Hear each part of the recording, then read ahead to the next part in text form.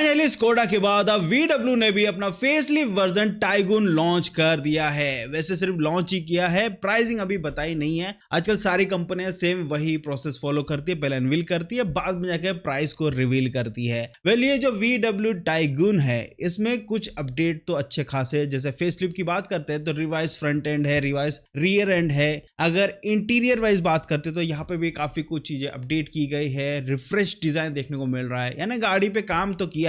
लेकिन जो सबसे बड़ा हाईलाइटिंग पार्ट है दैट इज 1 लीटर का TSI इंजन, जिसमें अब आपको 8 स्पीड का ऑटोमेटिक गियर बॉक्स मिलेगा, जैसे आपको स्कोडा की कुशाक मिल रहा था। यस, वही इंजन वही गियर बॉक्स, दोनों सिस्टर कंपनी है। दोनों के सेल्स की बात करते हैं तो एक ही डेटा में VW स्कोडा का डेटा आता है, तो समझ सकते हो ना, दोनों सिस्टर कंपनी है तो गाड़ी सेम है तो इंजन भी सेम है और गियर बॉक्स भी सेम यूज करेंगे, अलग अलग थोड़ी यूज करेंगे, क्योंकि यहाँ पे नुकसान होता है, क्योंकि मैन्युफैक्चरिंग पे भी एक बहुत बड़ा कॉस्टिंग पड़ता है जब अलग अलग गियर बॉक्स अगर रखते हो अलग अलग व्हीकल्स के लिए। जब दोनों कंपनियां सेम हैं और एक ही जगह डेवलपमेंट होता है तो फिर क्या ही टेंशन, सेम ही चीज करे। वेल मेन चीज ये है, VW की टाइगुन पहले भी उतनी डिमांडिंग नहीं थी जितनी कुशाक थी। अब कंपनी ने टाइगुन में अपडेशन लाया तो क्या इस बार उतनी डिमांड बन पाएगी, वो भी देखने वाली बात है। गाड़ी में क्या क्या चेंजेस है एक एक करके बात करते हैं। सबसे पहले बात करते हैं यहाँ पे फ्रंट फेसिया है ना, वो फिर से रिवाइज्ड हो चुका है क्योंकि फेसलिफ्ट वर्जन है। इल्यूमिनेटेड VW की बैजिंग दी गई है फ्रंट में।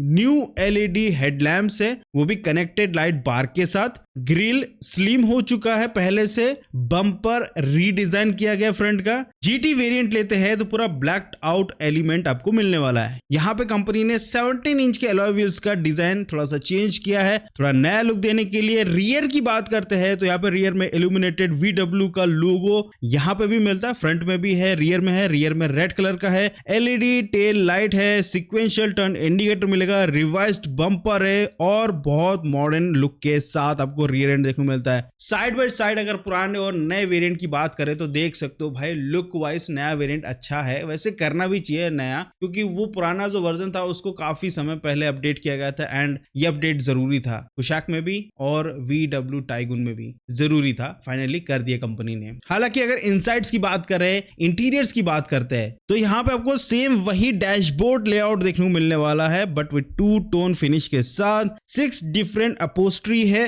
वो पे डिपेंड करता है कि कौन सा वेरिएंट लेते हैं। हर वेरिएंट के साथ अलग टाइप की अपोस्ट्री कंपनी प्रोवाइड कर रहा है टाइगुन में। इसके अलावा आपको यहाँ पे 10.25 इंच का डिजिटल ड्राइवर डिस्प्ले मिलेगा और 10.01 का आपको इंफोटेनमेंट सिस्टम मिलेगा, वो भी AI इंटीग्रेशन के साथ और वॉइस बेस्ड कंट्रोल के साथ। टाइगुन फेसलिफ्ट में क्या क्या फीचर्स होने वाला है, देखो फीचर्स तो भर भर के होने वाले हैं। जैसे यहाँ पे आपको पैनोरामिक सनरूफ अब मिलने वाला है, ventilated front seats, wireless Apple CarPlay, Android auto, ambient light आपको यहाँ पे मिलने वाला, वायरलेस चार्जिंग का सपोर्ट मिलेगा यहाँ पे। इसके अलावा सेफ्टी की बात करते तो 6 airbags, EBD, ABS, ESC, front end rear में पार्किंग सेंसर। बट यहाँ पे आपको 360 डिग्री कैमरा नहीं मिल रहा है, सिर्फ रिवर्स कैमरा मिल रहा है। यहाँ पे 360 डिग्री कैमरा होना चाहिए क्योंकि प्राइस थोड़ा सा रहने वाला है यहाँ पे हायर साइड। इसके अलावा सेफ्टी फीचर्स में आपको traction control, electronic differential lock, hill hold assist, auto dimming IRVM। Engine और गियर बॉक्स की बात करते तो यहाँ पे 2 इंजन ऑप्शन है, 1 लीटर का TSI engine 6 speed manual transmission के साथ और 8 स्पीड ऑटोमेटिक ट्रांसमिशन के साथ।